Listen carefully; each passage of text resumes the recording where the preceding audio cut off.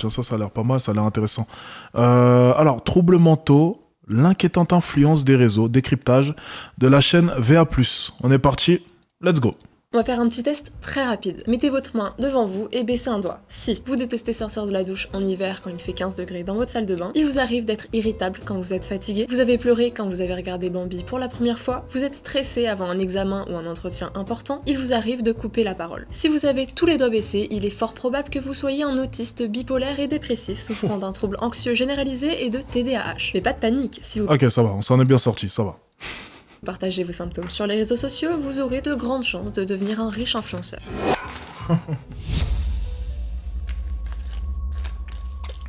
Ces dernières années, les réseaux sociaux ont permis de libérer la parole sur certains sujets tabous dans notre société, notamment sur certaines maladies dont on ne parlait presque... Ah, ils vont nous parler de dépression encore? J'ai déjà fait une vidéo là-dessus. Je pense que vous avez à peu près mon idée vis-à-vis de la dépression. que pas, si bien qu'on ne savait même pas qu'elles existaient. Et sur Internet, je trouve qu'on a le pervers narcissique et le mot dépression un peu facile, je trouve, selon moi. Bon, c'est mon avis, c'est mon avis. Sauf que, qui des réseaux sociaux dit génération Z, je parle de la génération des gens nés après 1995, hein, pas de la génération Zemmour. Qui des générations Z dit jeunes gens influençables, d'où ma précision juste avant. Qui dit jeunes gens influençables dit militants déchaînés et victimaires, et qui dit militants déchaînés et victimaires dit nouvelle tendance TikTok. Oh ouais, c'est ça, je supporte pas. Putain. Ça, c'est les réseaux sociaux. Here are 5 signs that you might actually just have both autism and ADHD. Aujourd'hui, si tu n'as pas de particularité physique, mentale ou sexuelle qui peuvent te placer dans la case victime d'une oppression systémique, tu es forcément l'oppresseur. Tu es exclu et ton opinion n'a aucune valeur. Tout cela amène des ados en quête de reconnaissance à modifier leur personnalité, leurs idées et leurs valeurs afin de faire partie d'un groupe, d'une communauté. Dans cette vidéo, on va aborder la communauté des neuroatypiques ou neurodivergents, en d'autres termes, les personnes souffrant d'une maladie mentale. Il y a quelque chose contre les handicapés, j'ai remarqué. Les maladies mentales, aussi appelées les troubles psychiatriques, se caractérisent, selon la définition de l'OMS, par une altération majeure sur le plan clinique de l'état cognitif, de la régulation des émotions ou du comportement d'un individu. Le diagnostic d'un trouble mental ne peut être posé que par un médecin. Forcément. Donc les psychologues, les psychothérapeutes et autres professionnels de la santé mentale n'ont aucun droit légal à poser un diagnostic médical. Oui, mais là, c'est plus le cas, voyons. De nos jours, le diagnostic, on le fait nous-mêmes, après avoir arpenté 2-3 forums sur Internet. Et avoir fait du coup un diagnostic. Oui, c'est bien ce que je dis, on le fait nous-mêmes maintenant. En arpentant Internet, on regarde 2-3 forums, 2-3 discussions, et puis voilà, c'est bon, diagnostic terminé. Donc en fait, t'as des personnes qui ont fait des années d'études, ok, qui ont expérimenté tout un tas de choses, étudié tout un tas de choses sur le cerveau, et puis t'as la connasse du coin qui veut te faire chier sur TikTok, ok, qui a feuilleté 2-3 bouquins, et encore, elle est partie sur 2-3 forums, qui essaie de s'inventer une maladie totalement bidon pour générer des vues. Et je suis sûr d'une chose, c'est qu'au plus profond d'elle, elle y croit. Je suis sûr d'une chose. Et j'ai dit la grognasse du coin, il y a aussi des mecs. Donc je vais dire aussi le gros con du coin. Ok, parce qu'après on va m'accuser à chaque fois de taper, ok, sur les femmes, et j'en passe. Mais c'est terriblement vrai, elle va générer des vues, et sincèrement, honnêtement, je pense qu'au plus profond d'elle, elle y croit. Elle y croit sincèrement. Parce qu'en fait, tout est une question de croyance. Le cerveau, c'est un organe qui est exceptionnel. Si tu y crois au plus profond de toi, eh bien, cette maladie-là peut devenir réalité. Si tu y crois, tout est une question de conviction. Si tu y crois, c'est possible. Le cerveau peut reproduire les caractéristiques de cette maladie, du coup, tu peux réellement devenir malade. C'est en ça que le cerveau est exceptionnel. La croyance est exceptionnelle. Et c'est d'ailleurs pour ça que je le dis souvent dans mes formations business, tout est une question de croyance. Lorsque tu y crois au plus profond de toi, tu vas le manifester autour de toi. C'est aussi simple que cela. Mais pour ce qui est des maladies, c'est à peu près pareil. Voilà, c'est aussi simple que ça. Et on me dit souvent d'ailleurs, ça n'a pas réellement de rapport, mais je vais quand même aborder le sujet, parce que ça peut aider peut-être certains d'entre vous. On me dit souvent, Alex, est-ce que tu penses qu'il y a une bonne routine le matin? On parle souvent de méthode miracle, douche froide, ou bien méditation. Et puis je réponds souvent, en fait, il n'y a pas de technique miracle, de routine miracle. Tout est une question de croyance. Si tu crois au fait que ta douche froide va te permettre d'être plus productif, tu le sauras. Si tu y crois, tu le sauras. Après ta douche froide, tu te sentiras réellement bien et tu seras réellement plus productif parce que tu y croiras. Mais si tu es comme moi et tu n'y crois pas, Je peux aller prendre ma douche froide, ça ne changera rien, parce que je n'y crois pas. Tant que je n'y crois pas, ça ne se passe pas. C'est ça le cerveau humain. Tout simplement. Influenceur TikTok non plus, mais on en reparlera plus tard. Le seul Résultat, faites des douches froides si vous voulez, tant que vous y croyez, c'est le principal. professionnel de santé mentale habilité à poser un diagnostic médical, c'est le psychiatre. On n'a plus trop le droit de le dire aujourd'hui parce que c'est stigmatisant, mais dans le temps, les troubles mentaux étaient appelés folie. Et cette notion de folie a beaucoup évolué à travers les époques. Au cours des années 60 et 70, beaucoup de critiques vont être émises concernant la psychiatrie et le traitement réservé aux malades mentaux. C'est ce qu'on appelle le courant anti-psychiatrie. La grande idée, c'est que la folie n'est pas un dysfonctionnement pathologique, mais social. Selon certains psychiatres anglais comme David Cooper ou Ronald Ling, la folie est un phénomène social dont la définition est imposée par une société aliénante qui défend une normalité exorbitante. Le but de l'antipsychiatrie, c'est de normaliser la folie. Et on voit le même phénomène aujourd'hui avec la lutte contre le validisme. Sauf qu'au lieu de se concentrer sur la maladie mentale, ce mouvement vise à normaliser tous les... Après, ok, je vois à peu près le résumé de sa thèse, mais d'un côté, forcément, on est obligé de construire un modèle pour la société, on est obligé de cohabiter en société, malheureusement, la folie n'a pas sa place dans celle-ci. C'est pas bête, techniquement, ce qu'il dit. Ok, donc de dire simplement qu'en fait, la folie, c'est censé être normal parce que ça fait partie de la nature, techniquement.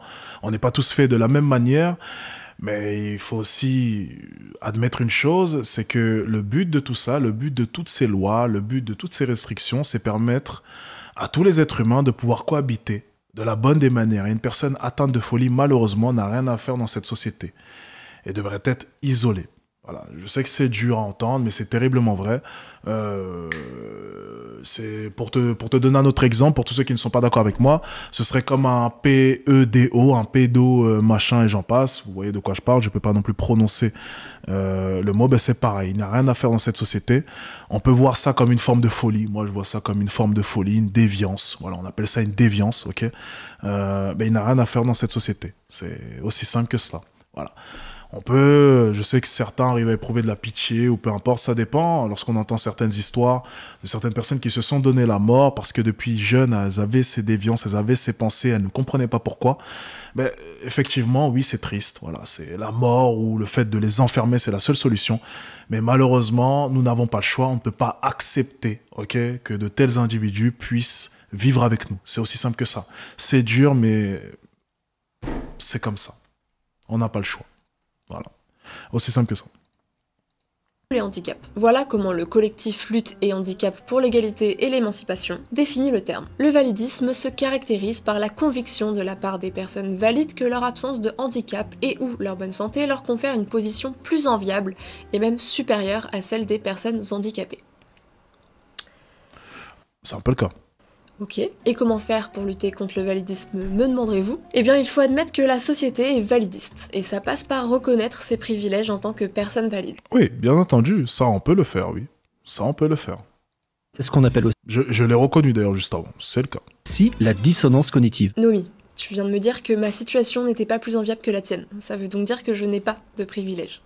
Essayons tant bien que mal d'avoir un raisonnement logique. Et une phrase incroyable que j'ai lue sur ce manifeste, c'est « Ne pas considérer qu'on fait une faveur à un handicapé en l'aidant », car ça devrait être la norme.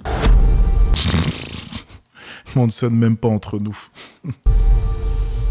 Faveur et aide sont des synonymes, donc par définition aider quelqu'un, c'est lui faire une faveur mais passons. On en vient même à avoir des influenceuses comme Paige Lale aux 2,6 millions d'abonnés sur TikTok et militants pour se débarrasser du validisme, qui s'insurgent contre ceux qui abordent les traitements et les façons de guérir du trouble autistique pour son cas précis. Please remember, when you talk about curing or preventing autism, you are disrespecting millions of alive autistic human beings around the world. Car vous comprenez, votre neurodiversité vous rend différent, spécial, c'est une sorte de super pouvoir. Sauf que s'il est évident que les discriminations envers les handicapés n'ont pas lieu d'être, la normalisation de la maladie mentale n'est pas à prendre à la légère. Henri Hey, neurologue et psychiatre français, avertissait déjà il y a 50 ans des dangers du courant antipsychiatrique. Pour lui, cette tendance de normalisation risquait de se heurter à l'impossibilité de définir et de saisir la maladie mentale, et en arrivait à la nier. Pour ceux qui ont vu mon décryptage sur les dérives du body positive, vous remarquerez sûrement des similarités entre le mouvement anti-psy et le fat activisme. Et ce qu'on avait démontré avec... C'est d'ailleurs ce que je me suis dit, hein. On est sur la même lignée du body positive.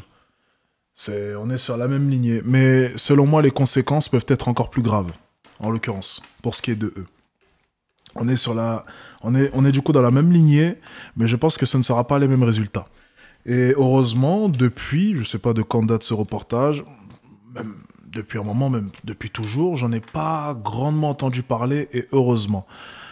Parce que ça peut quand même aller loin, toute cette liberté. Avec ce dernier, c'est que tout ce qui brille n'est pas or.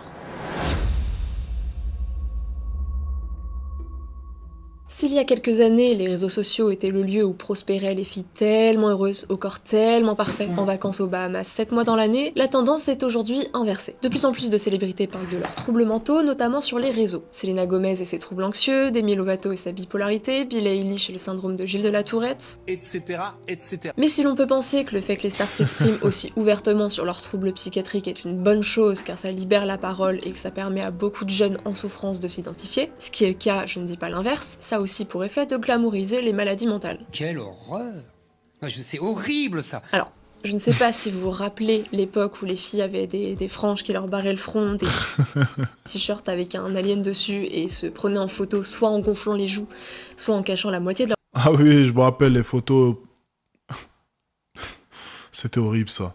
Et puis elle mettait des pseudos sur Facebook avec des X, des... C'était n'importe quoi, c'était Miel Pops, machin, enfin c'était... Ouais, c'était là, c'était une époque très... Il y avait moins de problèmes quand même à cette époque. Hein. C'était moins compliqué, On entendait moins parler de ce genre de conneries, franchement, très sérieusement. Leur visage, c'était il y a à peu près 10 ans et c'était l'époque de la Tumblr Girl. Alors, je sais que je m'adresse à un public majoritairement masculin, donc je vais vous faire un petit rappel. Tumblr, c'est un réseau social, ou un site, appelez ça comme vous voulez, d'art. Sauf que, parmi ces photos artistiques, on pouvait retrouver des citations poétiques qui justifiaient, par exemple, l'automutilation, avec les photos qui accompagnaient bien sûr. La dépression était considérée comme étant stylée, parce que les filles dépressives étaient vues comme des filles profondes, mystérieuses, fascinantes. Et en plus, c'est vrai. Plus c'était facile de faire partie de cette communauté Beautiful Sadness, littéralement belle tristesse, car il suffisait de mettre une photo de toi qui pleure en noir et blanc avec une phrase où tu disais détester la vie, et tu étais à ton tour vue comme une fille mélancolique, à part, et tu recevais des messages compatissants et encourageants des autres internautes. Tu es triste ? Arrête. Cette mode, elle revient. T'as des mannequins comme Bella Hadid qui postent des photos d'elle en larmes et t'as des tendances sur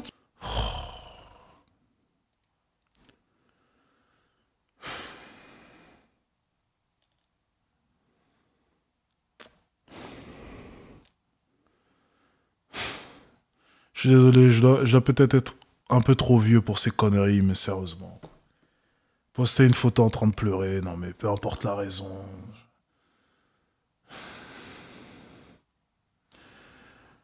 Alors, all humans are different. Tous les humains sont différents. Chacun des êtres humains ont quelque chose de spécial et unique à offrir. Et les gens l'oublient. Vas-y. Bref, j'ai même pas envie de faire l'effort d'essayer de comprendre ce qu'elle a écrit. TikTok comme celle du Sad Girl Autumn, qui fait un lien direct entre la déprime... En tout cas, ça a marché 2 millions. Après, bon, j'imagine qu'elle doit faire souvent des impressions comme ça et des likes comme ça, mais bon, 2 millions quand même.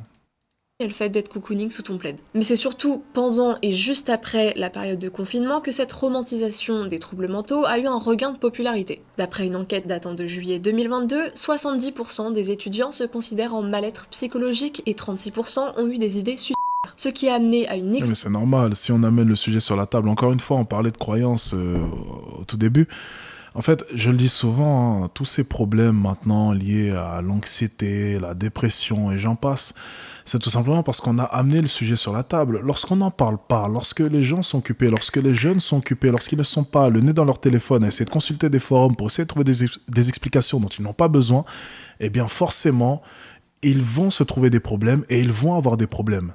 Mais la réalité des choses, c'est que avant, il n'y avait pas autant de problèmes simplement parce que les réseaux n'existaient pas. Lorsque tu te sentais mal, ça faisait simplement partie de la vie. On a tous des périodes où on va se sentir mal, par moments bien, par moments moins bien. C'est la vie, c'est ainsi. Mais maintenant, un jeune, en se sentant mal, prend son téléphone, consulte tout un tas de forums et se trouve tout un tas de problèmes qu'il n'a peut-être pas. Parce qu'encore une fois, tous ces problèmes-là, c'est ici.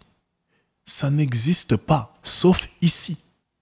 Donc si on inculque dans la tête de tous ces jeunes que son mauvais mood peut être lié à telle ou telle chose, tu crées la maladie. Tu la crées de toutes pièces. Il va la construire. Tu lui donnes exactement le descriptif de cette maladie et forcément, il va être en mesure de pouvoir la recréer de manière inconsciente. Vous donnez les maladies à tous ces jeunes. Vous leur fournissez comme cela toutes ces maladies. Les premiers responsables de tout cela, de la hausse de la dépression, et j'en passe, de l'anxiété, et j'en passe, c'est les médias, c'est Internet. C'est aussi simple que ça. On vit dans une des sociétés les plus confortables de l'histoire. Les jeunes ont tout à leur disposition. Ils n'ont aucune raison valide pour être dépressifs, anxieux, et j'en passe. Aucune raison valide. Aucune. Mais forcément, vous prenez tous ces jeunes qui, à certains moments, ok, traversent une mauvaise passe, chose qui peut arriver, et vous leur fournissez tout un tas d'excuses, et vous leur donnez tout un tas de diagnostics totalement bidons qu'ils trouveront sur Internet via quelques forums. C'est aussi simple que ça.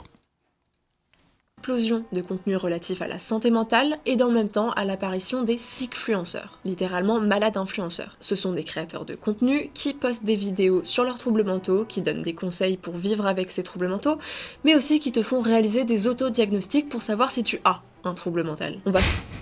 Voilà, on est en plein dedans, forcément, tu vois, on est en plein dedans. On va te dire, tu te sens mal, tu as du mal à dormir, tu sais pas réellement ce que tu veux faire de ta vie. Mais tu es peut-être atteint de... Non. C'est juste que c'est un putain de gros branleur avec une putain de grosse bidoche qui a pas de gonzesse parce qu'il n'est pas foutu d'acheter une formation pour se former. Il vaut rien parce qu'il ne veut rien valoir. Tout simplement, il ne fait pas les efforts pour valoir quelque chose. Il n'est pas atteint de je ne sais quoi. Non, c'est juste un putain de loser. Voilà. Si tu viens voir Alexis Chance, tout de suite, t'inquiète pas, je vais te guérir. C'est super simple. T'es juste un putain de loser. Parce que le beau gosse du lycée avec son putain de six-pack, lui, il n'est pas dépressif. Il n'est pas anxieux. Pourquoi? Parce qu'il n'a aucune raison de l'être. Mais lorsque je vois ta sale gueule de merde avec ta putain de grosse bidoche, il y a des raisons pour être anxieux. Je l'aurais été moi aussi si j'étais à ta place. Voilà comment est-ce qu'on fait. Mais non. À côté de ça, on va leur dire, oui, en fait, tu es atteint de... Voilà.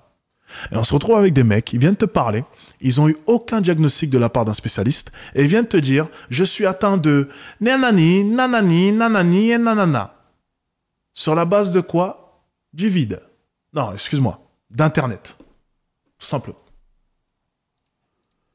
On va s'arrêter là-dessus un moment. Le hashtag self-diagnosis comptabilise 59 millions de vues sur TikTok. Voici une... Ah, j'ai plus de vues sur mon hashtag. Nani naner. Tiens, le hashtag Alexis Chance, il a fait combien de vues? Je sais que j'ai fait plusieurs milliards de vues, mais attends, j'aimerais bien savoir, moi, je suis à combien de vues, moi? Oui, c'est le moment où je me la pète. Hashtag Alexis Chance. Comment est-ce qu'on fait une recherche sur TikTok? Je sais pas. Bon, je suis trop vieux. Je sais pas comment est-ce qu'on fait. Bon, on s'en fout. Allez, on enchaîne.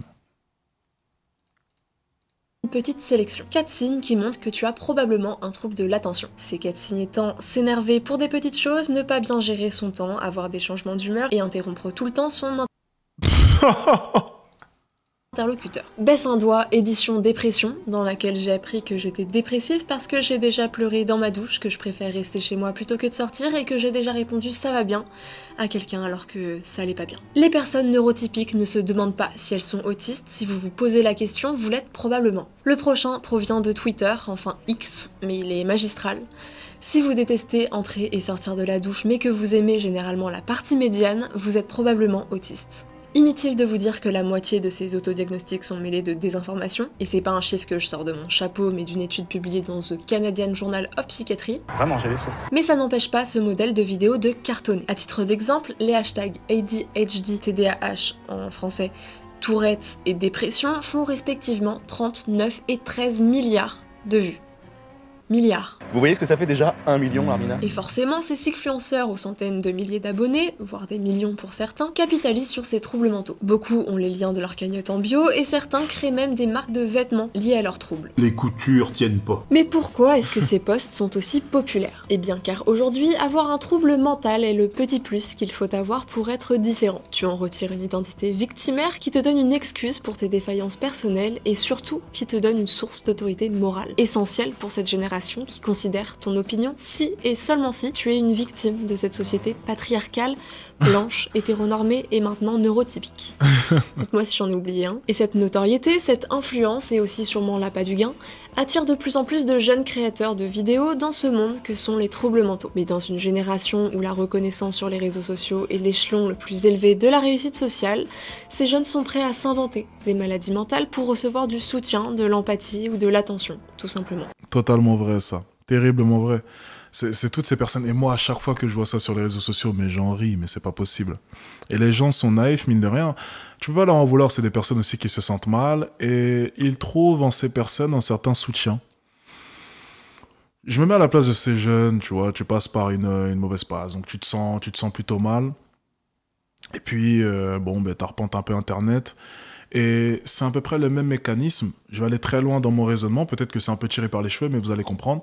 Lorsque on fait par exemple une page de vente, ce que tu vas rechercher, c'est connecter avec le client. C'est ok, tu vas essayer de comprendre ses problèmes. Mais lorsque le client il lit ta page de vente et il se sent compris, il a beaucoup plus envie d'acheter. C'est à peu près pareil avec tous ces influenceurs.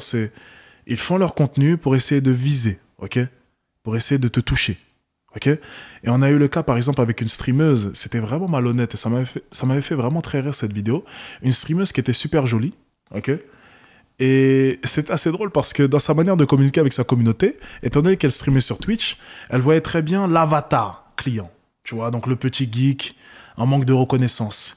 Et lorsqu'on lui a posé la question « Quel est ton type d'homme ?», elle a présenté exactement ce même profil d'homme. C'est « Moi, j'aime bien les mecs timides, assez renfermés sur eux, je trouve ça trop cute. » Oui, c'était de la manipulation parce qu'elle essayait de connecter avec son audience. Mais toutes ces personnes qui font des TikToks, c'est exactement la même chose. Ils essaient simplement de connecter avec leur audience. C'est dès que tu vas tomber sur leurs vidéos, tu vas te sentir compris. Tu vas finir par les suivre parce que tu vas t'identifier à eux et puis tu vas finir par acheter. Tu vois, moi, c'est beaucoup plus dur parce que c'est dur de s'identifier à Alexis Chance. Alexis Chance, il fait 2,01 m, il est baraqué, il est basketteur professionnel, il est putain de beau gosse, il a pas de mal avec les femmes. C'est dur de s'identifier à Alexis Chance, tu vois. Super dur, tu vois. Donc peut-être que je devrais m'inventer une petite dépression, peut-être que je devrais m'inventer des difficultés avec les femmes, peut-être que... Je sais pas, il faudrait que je m'invente un truc, tiens. Peut-être que ça vendrait mieux. Je me pose des questions des fois. Est-ce que ça vendrait mieux si je m'inventais des difficultés? Est-ce que je suis beaucoup trop parfait? Je sais pas, je vais y réfléchir dans tous les cas. Je vais y réfléchir. C'est un sujet à mettre sur la table.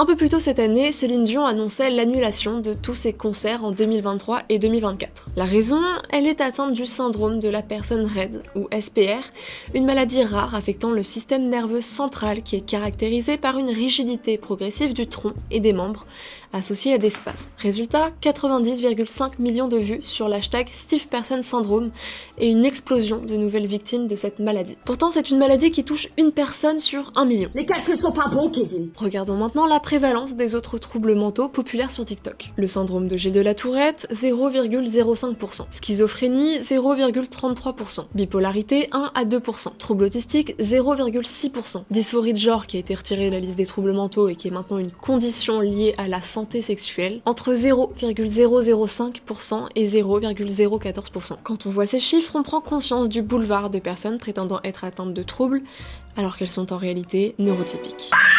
Des forums Reddit tels que Illness Fakers ou Fake Disorder Cringe se sont créés pour démasquer ces imposteurs. On peut par exemple parler de Hop Auto, une influenceuse aux centaines de milliers d'abonnés sur TikTok qui disait souffrir du syndrome d'Ehlers-Danlos, une maladie génétique qui affecte la production de collagène, la protéine qui joue avec l'élasticité de la peau ou des articulations. La plupart des personnes atteintes de ce syndrome ont une vie relativement normale, bien qu'elles aient des restrictions concernant les activités physiques. Pourtant, Hop Auto avait annoncé dans un post datant du 7 novembre 2021 qu'elle abandonnait son combat contre la maladie, qu'elle allait recourir au suicide assisté et que c'était sa dernière publication. Au final, elle a continué à poster, repoussant son suicide assisté pour telle ou telle raison, et elle est aujourd'hui toujours bien vivante, mais a mis ses réseaux sociaux en mode privé car tous les gens qui l'avaient soutenue se sentaient dupés. Quelle indignité. Il y a aussi Zylian OP sur Twitch, un homme paraplégique qui gagnait sa vie en se filmant jouer à des jeux vidéo et qui a collecté pas mal d'argent, notamment pour s'acheter un nouveau fauteuil roulant, jusqu'au jour où il fut frappé d'un miracle divin. Easily outgeared. Alright, Oh my god. Je pourrais continuer pendant longtemps entre ceux qui se... Non. Non. Non, arrêtez, c'est une blague. Après, attention. Je sais qu'il y a certains... Non, bah, je suis dans le déni aussi, mais je sais qu'il y a certains handicapés qui ne peuvent marcher que pendant une courte période parce que leurs jambes ne sont pas assez puissantes pour... Bon, je suis dans le déni. Dites-moi si je suis dans le déni, mais non, sérieusement, il y a des handicapés qui peuvent se lever, ils peuvent marcher, mais pendant une courte période. Dites-moi, je suis dans le déni ou pas? Dites-moi, est-ce que je suis dans le déni? Non, vraiment, les amis, par contre, c'est vrai. Ah, il a vraiment cap. Ok, bon, il a cap. Parce qu'attention, il y a des handicapés qui peuvent se lever. Hein. Des handicapés en chaise roulante qui peuvent se lever. Ils peuvent marcher, mais pendant un court moment. Ok. Après, peut-être que c'est un miracle aussi. Hein. Ah non, il a vraiment cap. Hein. Il a vraiment cap. Attendez. Dunning-Kruger. Non, attendez. Alors, ce streamer se lève de son fauteuil roulant. Non, mais c'est excellent. Je crois pas. Non, mais je crois pas. C'est pas possible. Non. Miracle. Non. Il a réussi à réunir 20 000 $ avant que sa chaîne Twitch ne soit coupée pour souci avec les conditions d'utilisation. Le streamer se lève et par le reflet de l'aquarium, on peut l'apercevoir se déplacer sur ses deux jambes sans souci. Après avoir réalisé qu'il streamait toujours, il revient vers le PC et baisse sa webcam. Oh. Get on your mount and follow me. Maybe I don't want to follow you.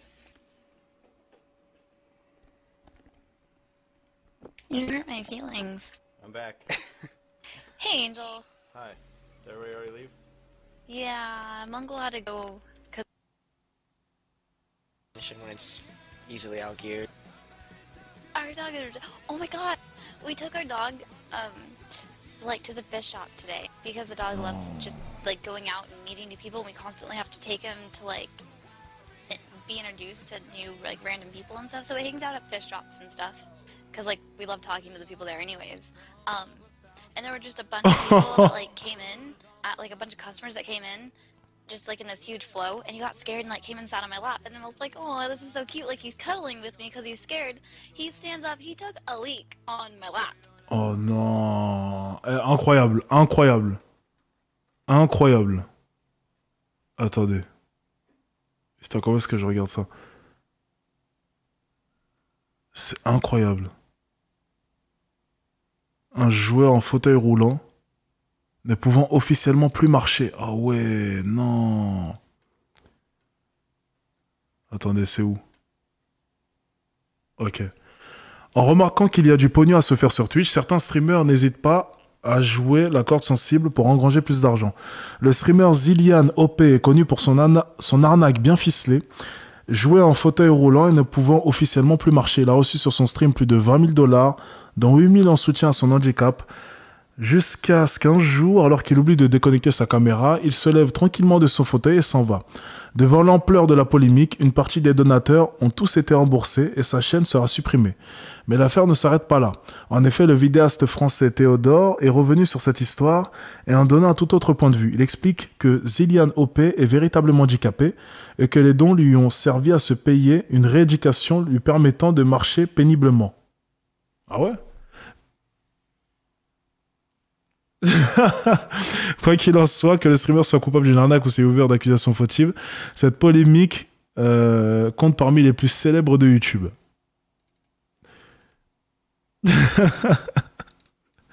Allez, on enchaîne sur la vidéo. Je sais pas les gars, j'ai pas d'informations sur cette histoire, mais je sais pas.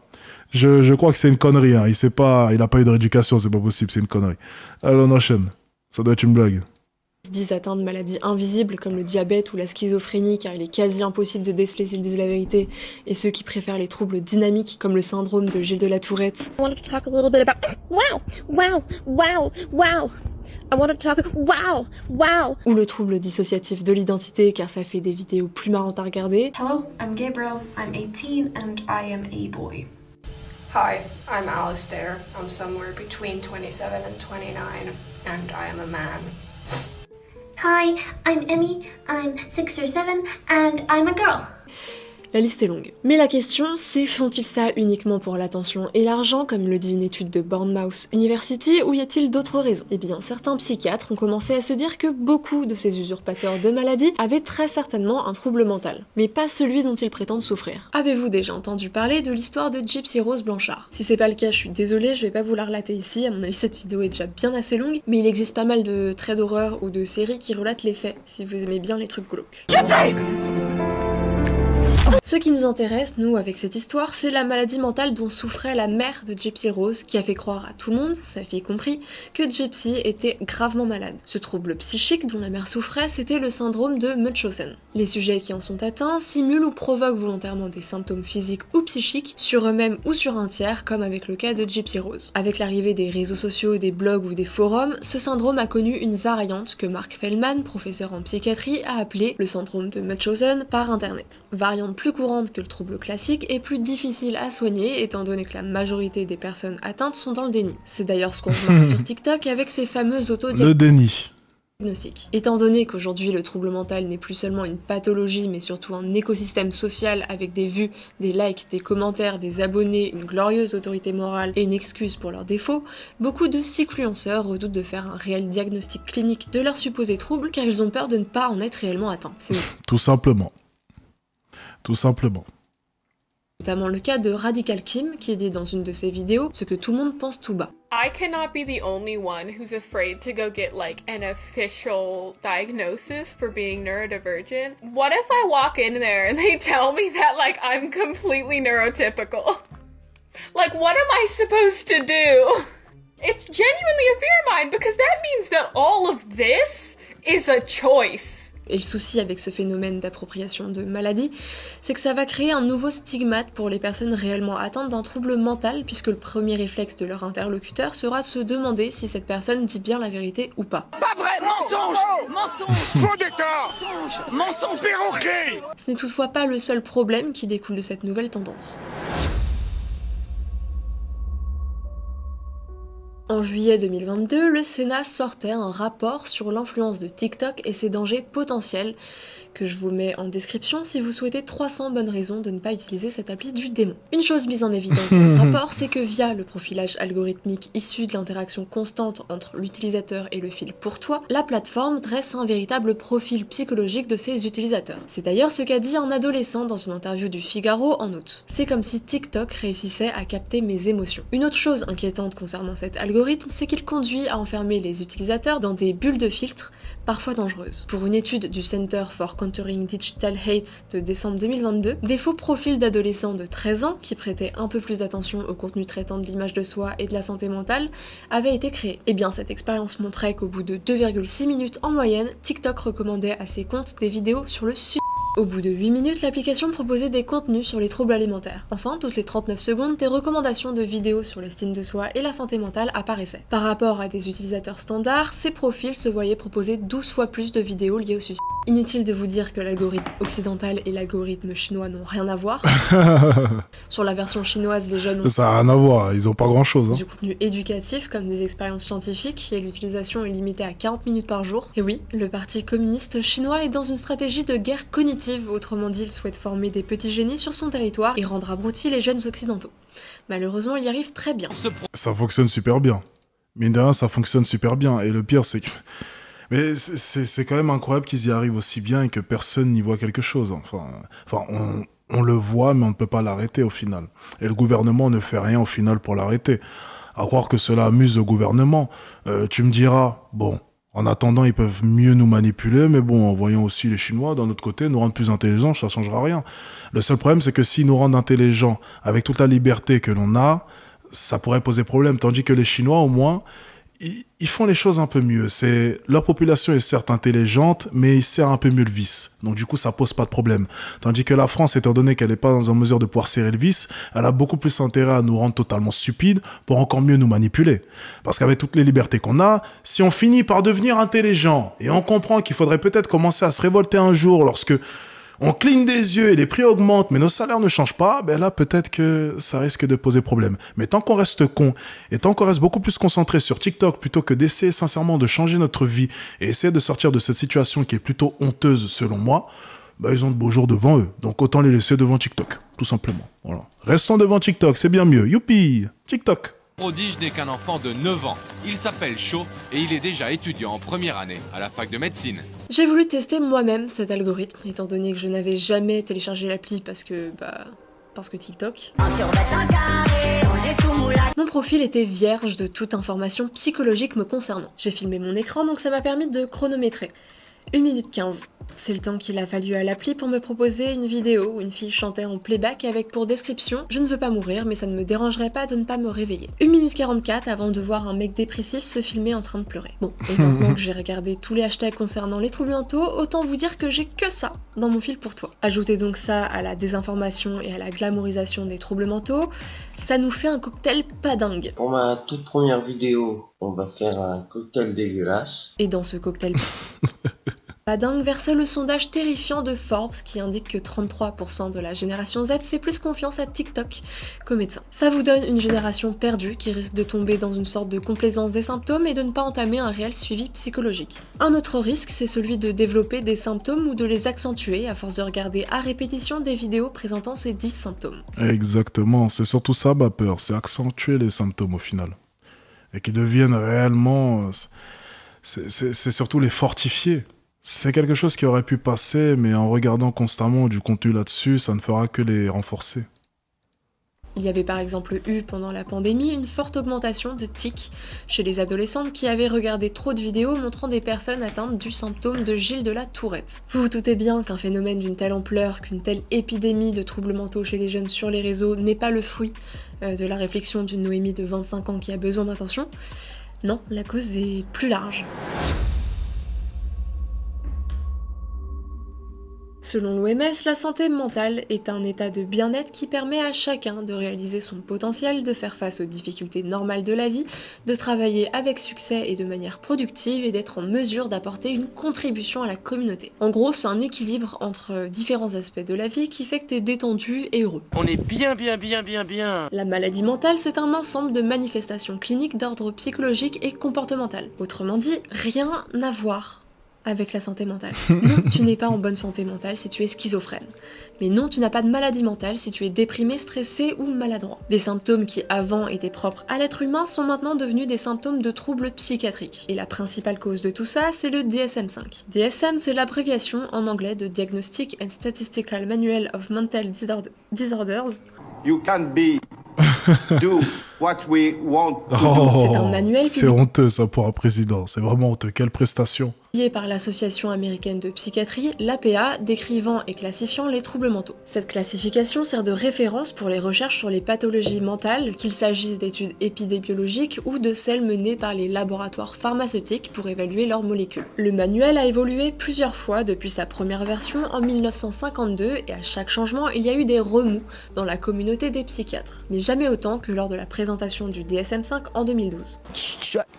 Tu as créé quelque chose de mauvais. Les critiques portaient essentiellement sur deux choses. La première, c'est le risque de surdiagnostic. Voilà ce que le psychiatre Allen Frances, président en 1994 du comité de rédaction du DSM-4, disait de la nouvelle version à l'époque de sa présentation. Le DSM-5 fera des crises de colère un trouble mental, un choix déconcertant fondé sur les travaux d'un seul groupe de recherche. Ce que le psychiatre dénonce ici, c'est l'abaissement des seuils de diagnostic pour divers troubles mentaux tels que la dépression, le TDAH et l'anxiété. Ça signifie que les symptômes requis pour être diagnostiqués de ces troubles sont moins sévères que dans la version précédente du manuel. Alors même que ces maladies s'étaient largement multipliées depuis la publication du DSM-4 à cause du même problème d'abaissement de seuil. Et aussi à cause du fait que certains psychiatres diagnostiquaient à tort certains patients alors que ces derniers ne présentaient pas tous les symptômes du trouble.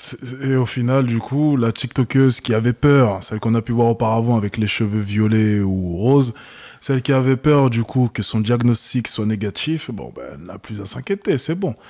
Elle peut partir directement chez le médecin et se faire diagnostiquer. Et puis maintenant, les médecins, bientôt, auront peur, parce que s'ils ne fournissent pas le bon diagnostic, ils pourraient être accusés. On ne sait jamais. On pourrait venir manifester devant chez eux. Enfin, c'est n'importe quoi. Et vous allez voir dans la prochaine vidéo que l'on va voir, vous allez voir un peu les dérives un peu Bref, je vous garde ça pour tout à l'heure. C'est pépite. La vidéo qui suit, c'est pépite. On enchaîne, c'est n'importe quoi.